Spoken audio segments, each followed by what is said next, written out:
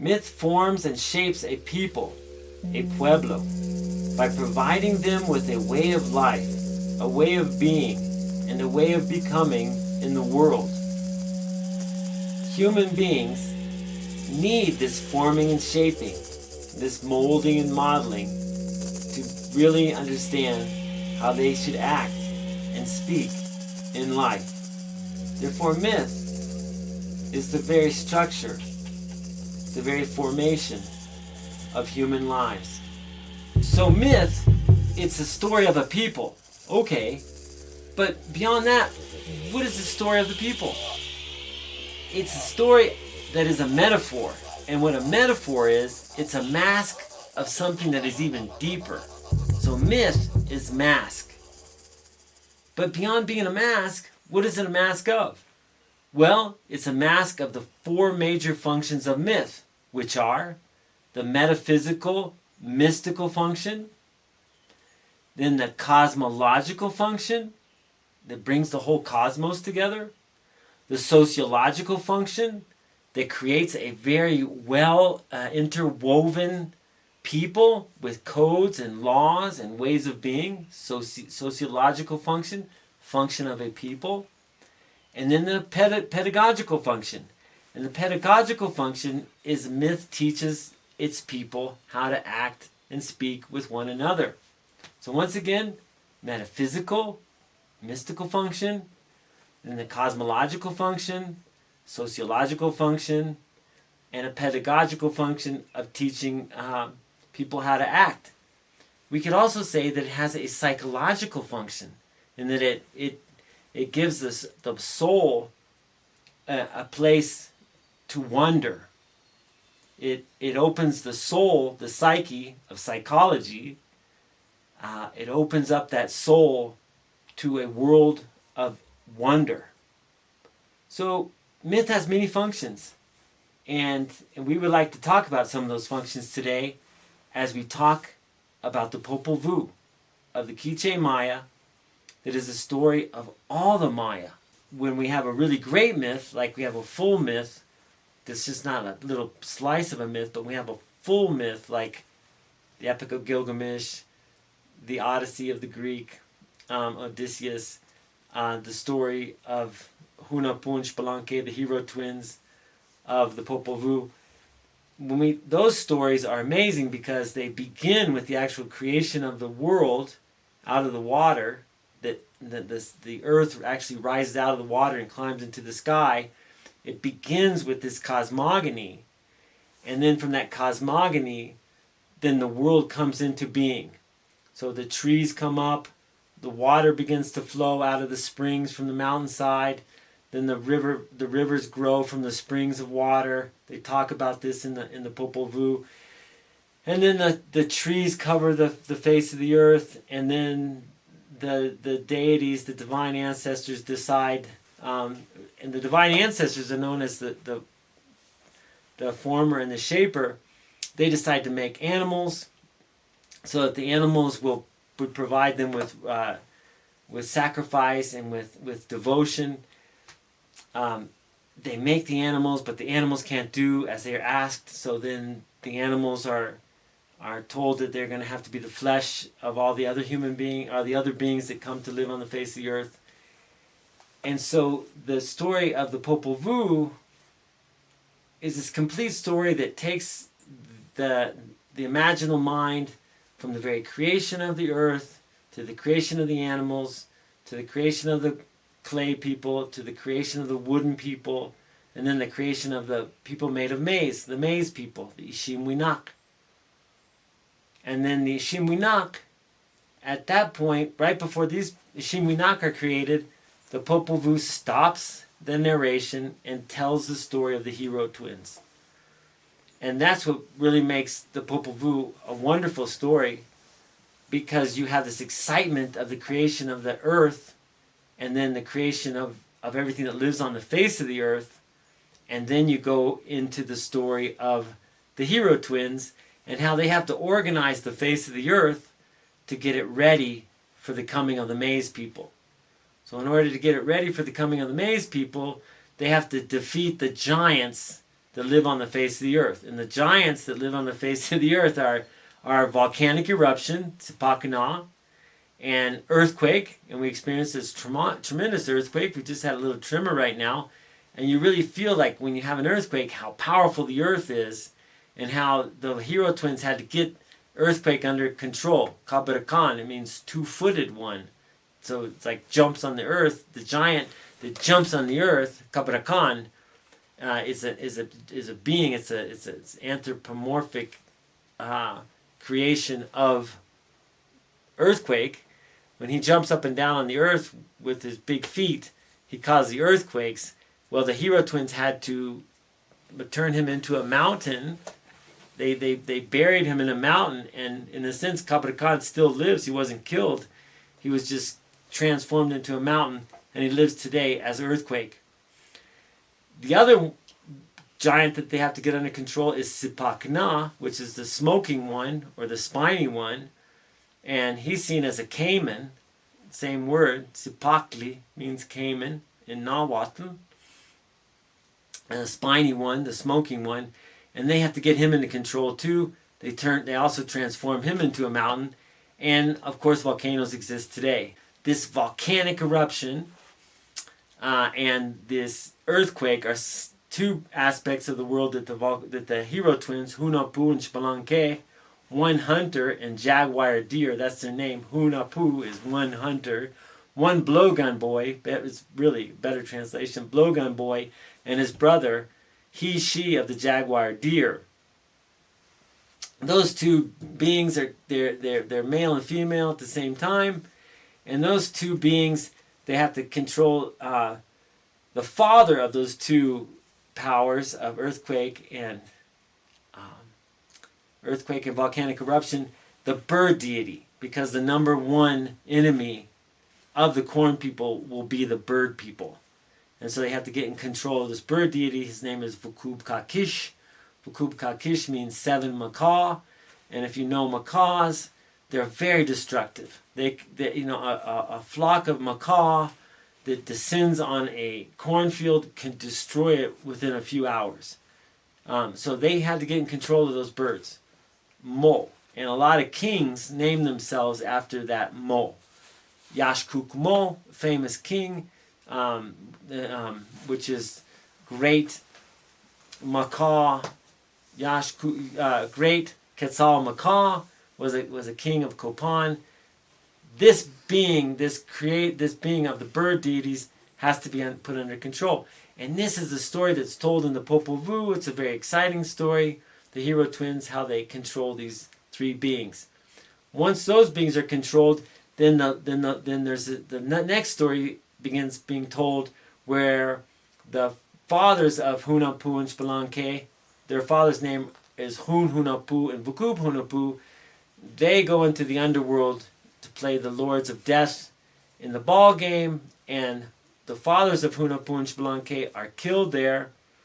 And so later on in the story, when Hunahpu and Xbalanque find out about the story of their fathers, they naturally want to go down into the underworld and play the Lords of Death and win in kind of like a vengeance game against the Lords of Death.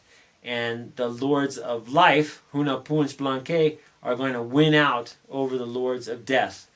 This is a wonderful story, beautifully told.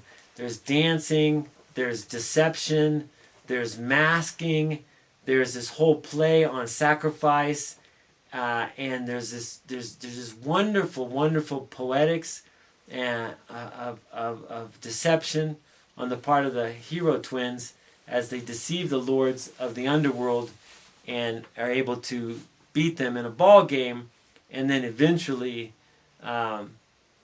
sacrifice the Lords of Death and then rise up into the sky as the sun and the moon of the era and age of the corn people.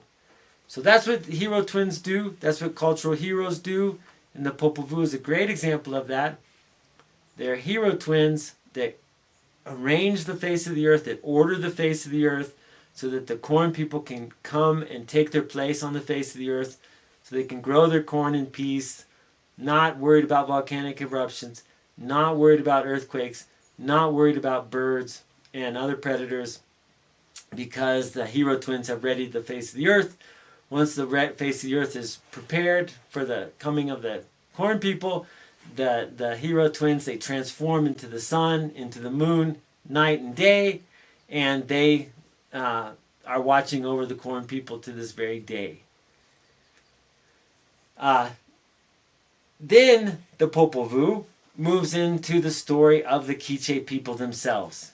And that is a very, very detailed story of the first forefathers and how they're created by the first mother, Ishmukane, she of the buried corn. Ishmukane grinds the corn 9 times. Then she forms the first men. She blows on them. They come to life. And then those 4 men, they have dreams of their women, and their dreams bring their women to life. So it's a very interesting idea of creation. Where do women come from? They come from the dreams of men. And indeed, men do this. They dream very beautiful women in their dreams. They see beautiful women come to them. And that's what happens in the story of the hero twins, or the story of the Quiches. The first forefathers, Balam Kitse, Balamaka, Mahukuta, Iki Balam. These are jaguar lords. They have these dreams of these women who are Kyakpalama, which is red sea turtle woman, and Chomiha, which is a shrimp or prawn woman, and then the next one is Tununiha, and she's a hummingbird woman, and then the next woman is known as Kakishaha, which is basically macaw woman. So those are the first 4 fathers of the Quiche people, and then the story of the Popol Vuh tells about how they have go on these migrations, and how they go to this special place called Tulan Suiwa, which is basically the center of the world. They go there and they talk to the Lord Quetzalcoatl, and Quetzalcoatl gives them their deities, their deities, and then the deities, the divinities that are given to the first 4 fathers of the Quiche people. They start to talk to the Quiche mother fathers that I was talking about. Balam Kitse, Balamaka, Muhukuta, Iki Balam, Kyakpalama, Chomiha, Tsununiha, Kakisha. They talk to them, they tell them what to do, and they guide them. They give them their speech. They give them their everything that they come to know. They give them their artistry. They give them all of their ways of being. And those deities are with them to the very end. And the names of the deities are Tochil, Awilish, Hakawitz, Penikach, Takach. And you'll notice that I'm not using any notes. I've memorized these things. I know these things because I translated the Popol Vuh. And you have to really get to know these characters of these beings. And once you get to know the characters of these first fathers of the Quiche people, you have a real deep sense of who the Quiche people are and how they act in life. Just as when you read the stories of how the Hunapun Splanke, the hero twins, or the cultural heroes of the Quiche people, how they act, how they talk, how they have to deceive deceptive people, how they have to lie to people who lie to them, how they have to trick people who trick them. It teaches you the way that Maya actually have to live in the world as they confront their enemies. So the Popol Vuh teaches the Maya people the Quiche Maya people and all Maya people how to act and how to speak and how to act in life. And that's why it is so important to understand the Popol Vuh, because by understanding the Popol Vuh, a Mayan person could understand very deeply how their ancestors came into being, and also how they act as a people that comes from these myths that were told long ago. And even though they're not told anymore, the myth itself remains inside the language and also in the way that people have their ways of speaking to one another, the dichos, ¿cómo se dice? The sayings of people, the Maya people, and also just the way that they act with one another. the way that they do things, the way that they handle tools, the way that how they, take care of life and act in life and their way of life. It all comes from the Popol Vuh. By knowing the Popol Vuh, it shows it's just a wonderful way of understanding oneself and where one comes from, and that's why we're involved with the Popol Vuh and bringing it back to life in through our writing and through our translation of the Popol Vuh. And so yeah, that's the Popol Vuh. It starts in a cosmogony. The earth comes out of the water, climbs into the sky, and then it just takes off. And it's just a transforming of everything that happens on the face of the earth until the very end of the Popol Vuh, when the Spaniards come. And when the Spaniards come, when Pedro Alvarado comes, they tell of the end of the Quiche people. They tell of the end of the Quiche people, how the sacred center and the center of the Quiche people is burned to the ground. All the books are burned. They tell about it in the Popol Vuh, and they also tell about how the los reyes of the Quiche at the time, that's 9 dog, belachetze, and 3 deer, oship kirch, and belachetzi. They're burned, and they're burned alive. And that being burned alive, if you know the story of the Popol Vuh, you realize it seems like a horrible thing, and certainly it is a horrible thing, but at the same time, that's how the hero twins came back to life. They jumped in the fire. They were burned. They allowed themselves to be burned alive. So there's also this play on the idea that having your kings being burned was just part of this play on the world, so that the Mayas would always return.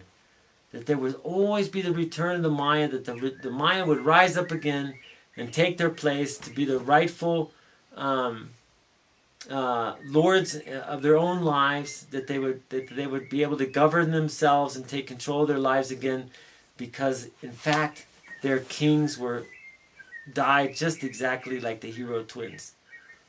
There's so much that we can learn from, and so much that we can learn from the Popol Vuh, so much we can learn from myth. And there's so much that we can actually reflect on about the soul of human beings by knowing a myth that is so perfect, in a sense, because it takes us from the creation to the destruction of a people and the beginning of a new era. Because the Mayas were not completely destroyed. They just were like any other, like in the story of the Popol Vuh. There's one era, one sun, one epocha after the next. So with the coming of the Spaniards, this one epocha ends, this one age, this one sun ends, but another sun begins.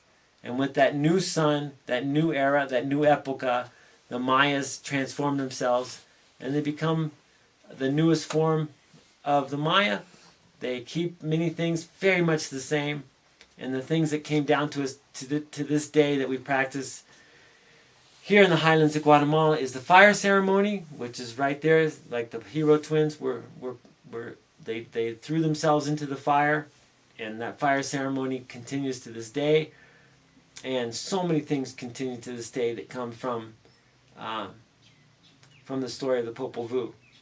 And so with that, I think I'll leave it. I think that's enough for us to get an interest into the Popol Vuh and a good understanding of what the Popol Vuh is, from cosmogony to the cultural hero stories to the stories of the hero twins, and then the transformation to the sun and the moon, and then the story of the formation of the first corn people, and then how those mothers and fathers that I talked about, how they had children, and those children had children, until the whole earth was covered with Quiche people, Caxcal people, Sutuhil people, which are all named in the Popol Vuh.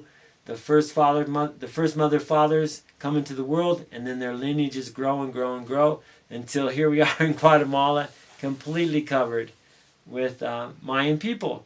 And that was the direction, that was the desire that was told about in the Popol Vuh. The Mayas did not die off, not at all. They live today, and it's an unending story.